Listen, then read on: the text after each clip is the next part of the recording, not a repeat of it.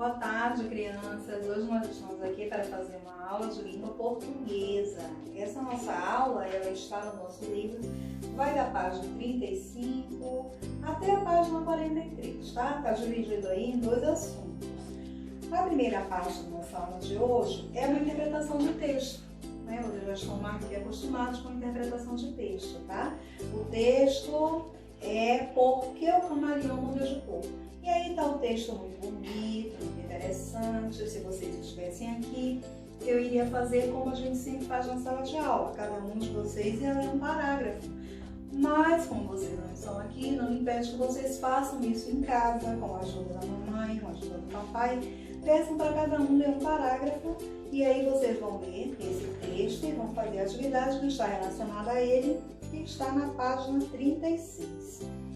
Em seguida, nós vamos estudar um pouco de gramática, que é a parte de pontuação, né? Que está aqui no nosso quadro escrito e está aqui no nosso livro também, que vai aí da página 36 até a página 43. Vamos ver então. Falando sobre pontuação, nós também já chamamos isso, é um assunto conhecido de vocês, está falando aí sobre o ponto final, ponto de interrogação e o ponto de exclamação. O ponto final, o que ele indica? Isso aqui. Ele indica o fim de uma frase, né? Todas as vezes que eu terminar uma frase, como por exemplo,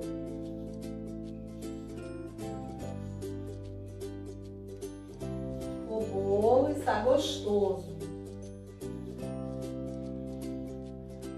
Aqui, ó. Terminei uma frase, coloquei o ponto final.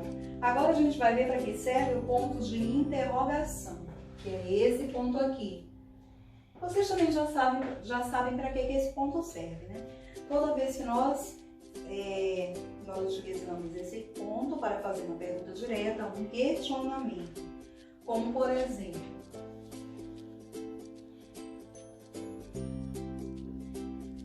a pergunta aqui bem discreta: quantos anos você tem?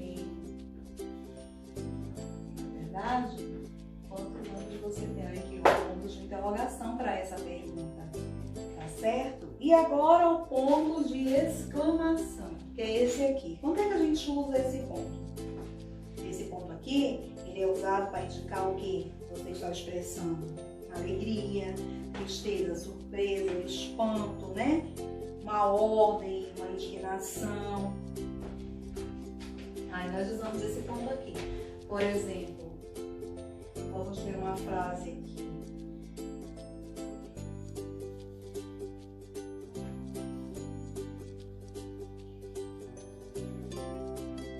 Por aqui, ó. Tá vendo aqui?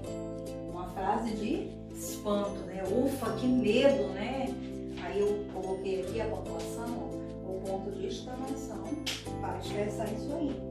Não esqueça, a mudança na pontuação resulta em uma leitura com pausas e entonações diferentes. Toda vez que vocês estiverem lendo um texto que aparecer um desses sinais, é aquilo que nós já falamos. Quando a gente está lendo o texto, aparece um sinal de pontuação, a gente tem que fazer a pausa na leitura, dar as entonações certas. Por exemplo, se a gente vai fazendo uma pergunta, nós temos que ler com som de pergunta. Aqui nesse texto de vocês, porque o camaleão muda de cor, tem uma parte que está assim: camaleão, você já está chegando? Então, estou fazendo uma pergunta.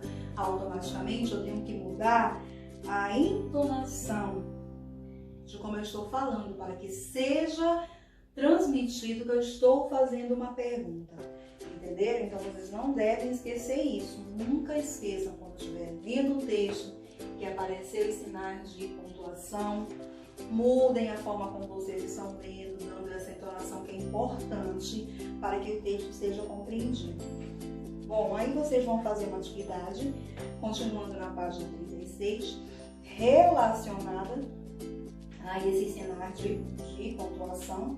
Em seguida, nós vamos aqui para a página 37, onde nós vamos falar de outros pontos, né? Outros sinais de pontuação, que é a vírgula, ponto e vírgula, os dois pontos e as reticências. Não é verdade? Então tá aí. Tem um pequeno texto, vocês vão ler para que a gente possa fazer o entendimento dessa pontuação aqui. O sinal que vem após as palavras especiais e animal, que aparece aqui no texto, nesse texto que vocês já viram na casa de vocês, é chamado de vírgula. A vírgula, ela é usada para quê mesmo? Quem lembra aí? Para indicar uma pequena pausa na leitura, como se a gente estivesse respirando. Toda vez que nós estamos lendo, aparece uma vírgula, nós temos que dar uma pequena pausa nessa leitura, porque apareceu ali aquela vírgula, como se a gente estivesse respirando, entendeu? E aí, ela serve também para separar os nomes de uma numeração. Por exemplo, eu gosto de maçã, vírgula, caju, vírgula, cajá, vírgula, ameixa, vírgula. Outra fruta aí, quem lembra? Melancia e abacaxi. Então, eu usei as vírgulas para separar essa numeração de frutas que eu fui dando. Não é verdade? A vírgula também serve para separar as datas, né? Para separar a data do nome do lugar. Como, por exemplo, quando vocês fazem o cabeçalho de vocês fazem o cabeçalho, colocam lá aqueles tópicos todos que a gente pede para o cabeçalho e tem a parte que vocês escrevem assim, Manaus, o que vem logo depois de Manaus? Isso mesmo, a vírgula. Manaus, vírgula, 7 de maio de 2020. A vírgula serve para isso, para separar o nome do lugar da data que vem logo ali depois. E a vírgula também serve para separar o vocativo, que é uma palavra utilizada para chamar alguém, do restante da frase. O vocativo ele pode estar no início, no meio ou no fim da frase. Por exemplo, olha essa frase aqui. Laura, estou aqui. Estou sim, Laura, aqui na garagem. Estou aqui, Laura. Quando queremos indicar uma pausa maior, a gente usa o ponto e vírgula. Mas aí na explicação anterior, a vírgula ela separou o vocativo aqui, ó. Quando a gente usa para chamar alguém. Quando ela falou aqui, Laura, é como se ela estivesse chamando. Laura, entendeu? Estou aqui. Ela está dizendo para Laura onde ela está. Laura, estou aqui. Aqui aonde? Aqui na garagem. Perceberam? Aqui no livro de vocês, na página 37, tem essas frases e essas separações por vírgula, que é para separar o vocativo, que é a palavra que nós utilizamos para chamar alguém, tá certo? E agora nós vamos ver o ponto e vírgula, que é esse aqui, ó. Para o que ele serve? Quando nós queremos indicar uma pausa maior do que a da vírgula, aí nós usamos o ponto e vírgula, entendeu? Por exemplo, olhem essa frase aqui, olha a diferença da leitura que tem aqui nessa frase. Mamãe chamou o Paulo. Ela atendeu logo. A pausa que eu dei foi um pouco maior do que se tivesse uma vírgula. Por que que eu dei uma pausa um pouco maior? Porque a pontuação que estava aparecendo para mim ali naquele texto quando eu estava lendo era ponto e vírgula. E toda vez que apareceu ponto e vírgula, nós temos que dar uma pausa um pouquinho maior do que quando é somente uma vírgula, tá certo? E agora nós vamos ver os dois pontos. Para que eles servem? Serve quando nós queremos explicar algo. Por exemplo, explico-me, não vou porque está chovendo, vou explicar, né? Eu estou me explicando aqui, por exemplo, aqui ó, explico-me, dando o nome aqui ó, 2 pontos, não vou porque está chovendo, estou explicando alguma coisa, ou então quando eu quero indicar uma enumeração, na papelaria A, 2 pontos. Numeração aqui do que há? Papéis, caneta. Estou indicando isso aqui, ó. Não é verdade? Para indicar uma enumeração. Para introduzir uma fala no discurso direto. Por exemplo, eu estou lendo um livro, um texto. Aí, eu quero dizer assim. Priscila disse. 2 pontos. Usei os 2 pontos porque aqui eu vou colocar o que a Priscila disse. Eu estou introduzindo a fala no discurso direto. Entendeu? Então, para isso serve os 2 pontos. Agora nós vamos ver para que servem as reticências. As reticências que está aqui atrás, ó, aqui embaixo, vocês estão vendo aí esses 3 pontinhos? Não sei se dá para ver direito aí, mas as reticências são esses 3 pontinhos aqui, ó, seguintes. As reticências, elas são usadas para indicar um pensamento incompleto. Por exemplo, olha aqui. Essa camisa é bonita. Essa camisa é bonita. Vírgula. Mas não quero dizer mais nada dessa frase. É um pensamento incompleto. Então eu usei o quê? As reticências para indicar isso aí. Tá certo? Aí vocês vão colocar aqui o livro de vocês na página 38 e vão fazer a atividade que está escrito aqui na página 38, tá certo?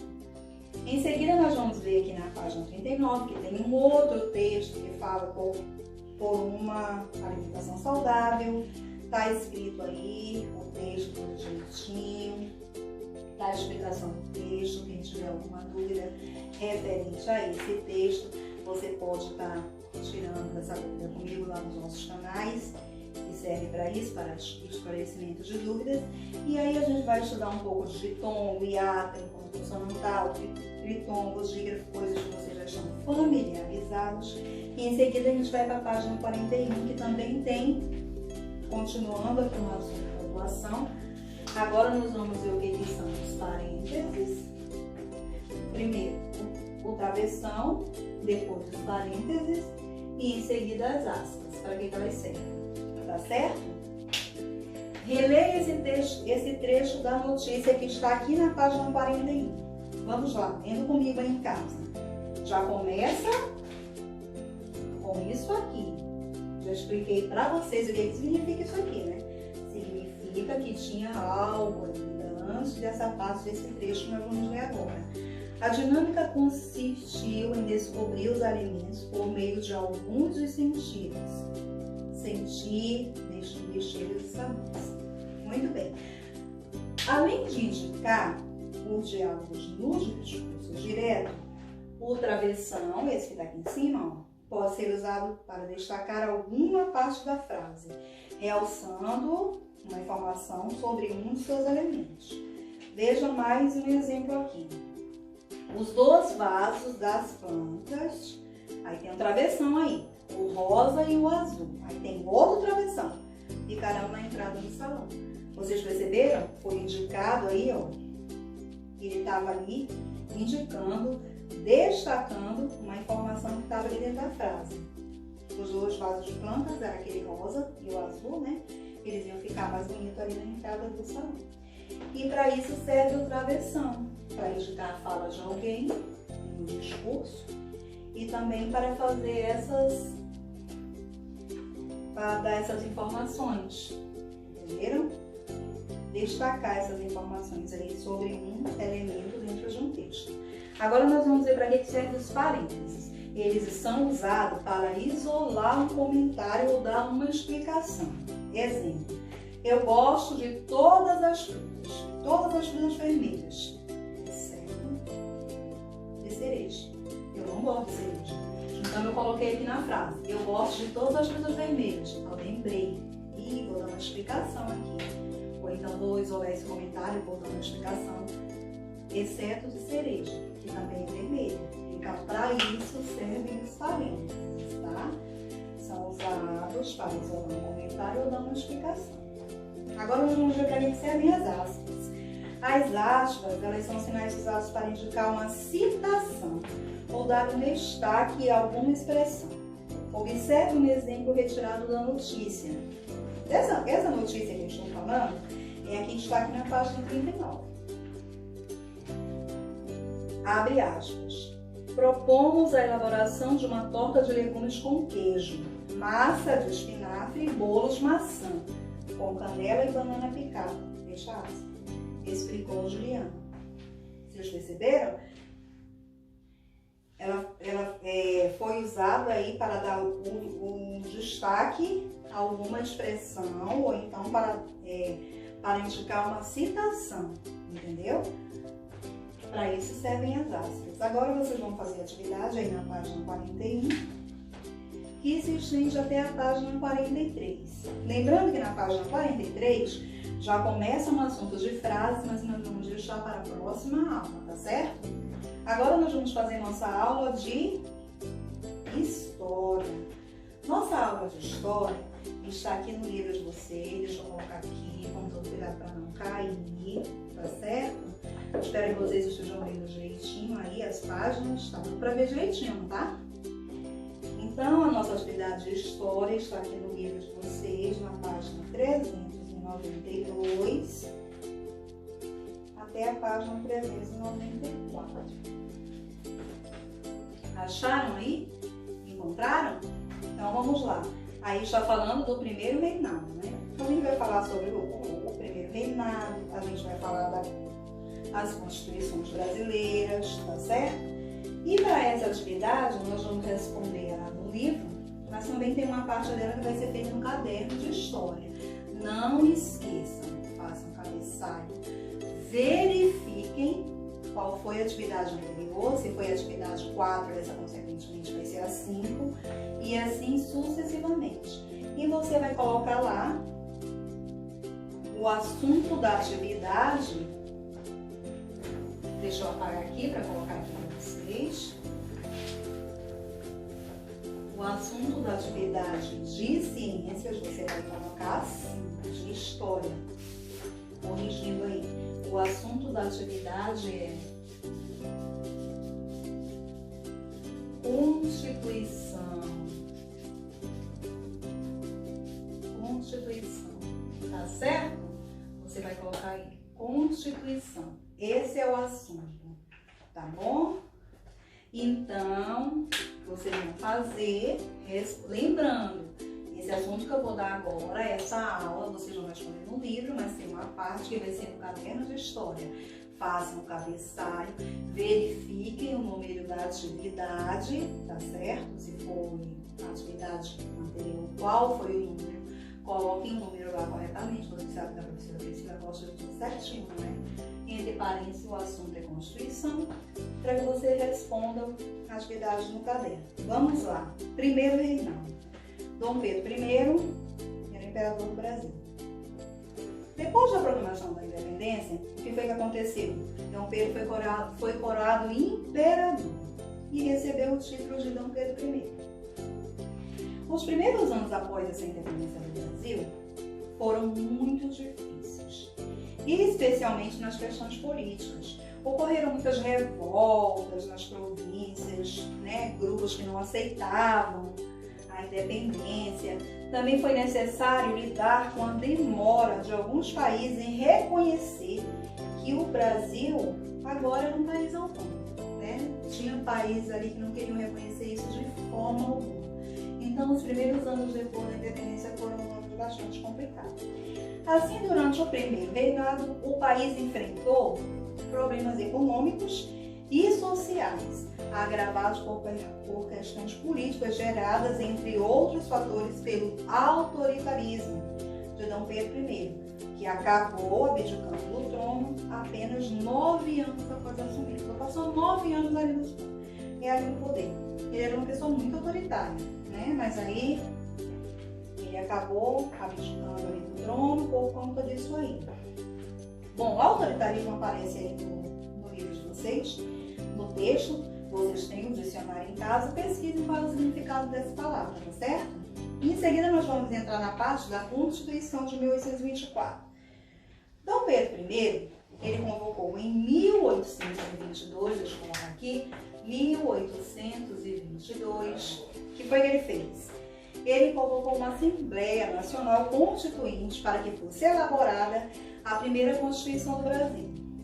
Aí se reuniram lá os deputados, os senadores que trabalharam na Constituição, né, criaram normas, criaram leis que limitavam o poder do imperador. Como Dom Pedro não concordou com essas leis, ele dissolveu ali, acabou com a Assembleia Legislativa em novembro de 1823. Dom Pedro parece alguém que eu conheço. Acabou, né, em 1823, ele dissolveu tudo ali porque não estava saindo de acordo com o que ele queria. Aí olha só o que foi que ele fez. Mandou prender os deputados e os senadores. O imperador queria garantir que o poder ficasse concentrado ali, nas mãos dele. Ele não queria dividir esse poder com ninguém. Ele só queria ele mandar. E para isso ele criou um conselho de Estado composto de portugueses que moravam no Brasil, a fim de escrever uma nova Constituição. Assim, em 25 de março de 1824, foi outorgada. O que significa outorgada, professora? Eles imporam, decretaram a primeira Constituição brasileira. A principal característica da primeira Constituição do Brasil foi o estabelecimento do poder moderador. O que era isso? Garantia ao imperador o controle total do país e lhe dava o direito de vetar qualquer tipo de lei com a qual não concordasse. Olha como ele era espertinho. A Constituição de 1824 também determinava que o sistema de governo daquela época fosse uma monarquia constitucional hereditária. O que significa isso, professora? É um sistema político que reconhece o rei como chefe do Estado, né? Ele reconhece ali o rei como chefe do Estado e que ele obedecesse a uma Constituição, desde que a Constituição fosse do jeito que ele queria que fosse, não é verdade? E o país ele foi dividido nessa época em 19 províncias, que seriam governadas por presidentes escolhidos diretamente pelo imperador, né? O catolicismo tinha que ser a religião oficial, sendo permitido o culto a outras igrejas, contanto que não houvesse forma exterior do templo. Caberia ao imperador nomear altos cargos religiosos e ele poderia vetar qualquer lei decretada pelo Papa em Roma. O voto era indireto e permitido apenas aos homens adultos que dispunham de determinada renda. Não eram todos os homens que podiam votar. Eram homens adultos, mas que eles tivessem uma determinada renda. Se ele fosse bem pobre, ele não votaria. Né? E aí aconteceram várias coisas, vocês vão ver aqui, vão ver o texto direitinho. Vão responder a atividade que vem logo em seguida, na página 393. Em seguida, a gente vai para a página 394, que fala sobre as constituições brasileiras. A Constituição de 1824, que eu coloquei aqui, ó, foi a primeira do Brasil. Depois dela, houve outras, que está aqui nesse gráfico que aparece aqui no livro de vocês. Nós vamos conhecer aí. Teve a de 1824, em seguida foi para a de 1891, depois foi para 1934, 1937, e aí foram tendo coisas em comum. Uma coisa que me chamou bastante atenção em estudar essa aula junto com vocês é que a Constituição de 1824 e a de 1937 têm coisas em comuns. Vocês vão ler aí, vão ver o que elas têm em comuns, né? As duas, né, ambas são constituições que concentraram o poder das decisões na mão do imperador.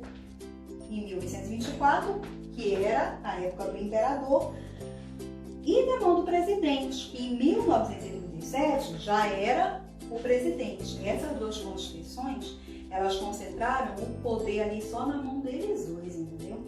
Então isso é uma coisa realmente que me chamou a atenção nessas duas constituições aí. Aí em seguida a gente tem aí a oposição que foi feita ao imperador. Isso aqui é uma aula bastante curiosa, bastante produtiva, que eu sei que vocês gostam muito, vocês gostam muito das aulas de história, porque a gente estuda um pouco do que aconteceu no passado. E eu sei que isso daria um excelente debate nos dias atuais. Mas, como a gente não pode estar junto aqui na sala de aula, na próxima aula nós vamos falar sobre essa oposição ao imperador que ocorreu na época. Lembrando, façam uma pesquisa, né, a atividade que vai ficar dentro, o assunto é Constituição, e vocês vão pesquisar sobre o que é e para que serve a Constituição Federal, tá certo? Vou colocar direitinho lá no nosso grupo de estudos, tá? Também vai estar nas nossas páginas aí, para que vocês possam fazer na casa de vocês. E qualquer coisa, tirem as dúvidas comigo, lá no nosso grupo de estudo, tá? Esse é um assunto que vocês gostam bastante, eu também, e eu vou ficar muito feliz em tirar as dúvidas de vocês lá, tá bom? Até a próxima aula.